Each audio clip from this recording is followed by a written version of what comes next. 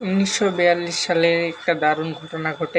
অনেক মানুষ রাতে ঘুমানো যায় এবং ঘুম থেকে উঠে দেখে তারা তাদের মাথার চুল নাই। কেউ একজন রাতে তাদের বাসায় ঢুকে তাদের চুল কেটে নিয়ে যায়। পুরো বাসায় কোনো চুরি-টুরি হয় না, তালা খুলে না।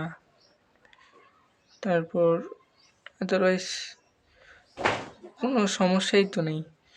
তো চোরটা তখন ওর চাবি দিয়ে তালা খুলে বাড়ির ভিতরে ঢুকতো, ঢোকার পর চুল কেটে চলে যেত।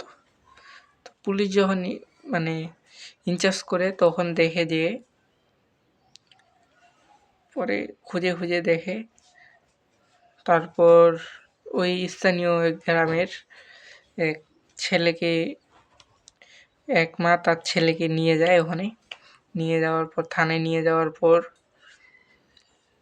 দেখতেছে এত সুন্দরভাবে চুল কাটছে,